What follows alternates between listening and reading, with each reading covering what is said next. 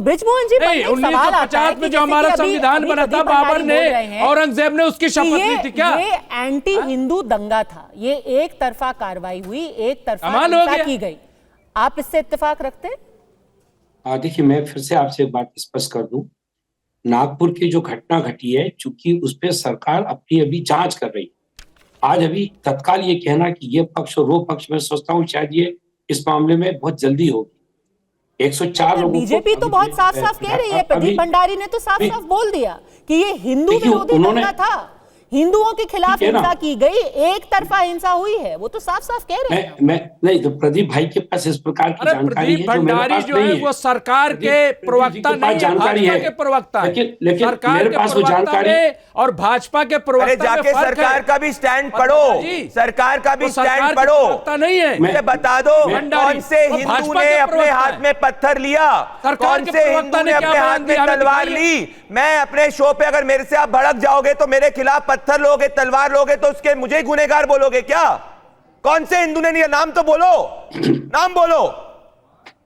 प्रदीप जी के पास जानकारी है, वो जानकारी उन्होंने, हमारे पास गृह मंत्रालय है, जिम्मेदारी से कह रहे हैं, एफआईआर हुई है, हिंदू ने पत्थर नहीं उठाए, और जो बाकी के लोग हैं उनके ऊपर सेक्शन पे कार्रवाई हुई है जिन्होंने स्लोगन रेज किए। पर स्लोगन रेज करने का यह मतलब नहीं होता कि पत्थर उठाया जाए, और जो पत्थर उठाता है वही दंगा करता है। बताइए बृजमोहन जी। जी देखिए, अब आप मानेंगे कि एक तरफा हिंसा हुई है? एक सेकंड मुमताज साहब, एक सेकंड। बृजमोहन जी, प्रदीप जी के पास जानकारी है, तो प्रदीप जी ने उसको देश के सामने रखा है। आदरणीय देवेंद्र फडणवीस साहब ने अभी कहा कि 104 लोगों के खिलाफ हम लोग कार्रवाई करने वाले हैं। उस पर स्पष्ट हो जाएगा कि किसने इस बात की शुरुआत की, कैसे हुआ। क्योंकि आज जब जांच की प्रक्रिया चल रही हो, उस समय मेरी तरफ से ये कहना ये शायद ठीक नहीं होगा। लेकिन ये बात सही है कि जिन भी लोगों ने जो भी लोग इसके लिए जिम्मेदार हैं, चाहे वो किसी भी धर्म के हो, चाहे वो किसी भी पार्टी से जुड़े हो, उनके खिलाफ बोल देना कि एक तरफा था, थोड़ा जल्दबाजी। उनके खिलाफ महाराष्ट्र की सरकार पूरी, थोड़ा मैं ऐड कर लेता हूं, जितना आप अग्रेसिव होते हैं उतना एनसीपी थोड़ा सा अनकंफर्टेबल नहीं, बिल्कुल अनकंफर्टेबल नहीं है, क्योंकि गृह विभाग हमारे पास बारीकी है और हमारे पास माइन्यूट डिटेल्स है। मैं ऐड कर लेता हूं, माइन्यूट डिटेल्स आएंगे। एक सेकंड किशोर जी, जी एक सेकंड किशोर जी, बात तो पूरी कर लीजिए, अभी समझ में तो आए, पर उप मुख्यमंत्री तो अजीत पवार भी है, उनको नहीं पता चल रहा कि नागपुर में क्या क्या हम लोग के उसमें डिपार्टमेंट्स हैं। अजीत पवार जी का जो डिपार्टमेंट है उसकी minute day to day Ajit Pawar ji के पास में है, जो देवेंद्र जी के पास डिपार्टमेंट है उसकी माइन्यूट देवेंद्र जी को मुख्यमंत्री खुद इसको देख रहे हैं। तो अच्छा देखिए, एक अलग इन्फॉर्मेशन जो शायद बृजमोहन जी के पास नहीं है, शायद आपके पास भी नहीं होगी, किशोर तिवारी के पास है, वो नागपुर में बैठे हैं। बताइए किशोर जी, क्या इंटेलिजेंस है? हाँ, मैं देखिए मैं नागपुर में हूँ। दोपहर में जो घटना हुई उसका एफआईआर 11 बजे की घटना, जब वो बाबा ताजुद्दीन की चादर जलाई गई, उस वक्त की घटना। फिर से आप वही बात दोबारा कह रहे हैं जिसको पुलिस पूरी तरीके से, अरे मुझे बोलने देना। हाँ, मुझे गलत खबर टीवी पे मत बोलिए।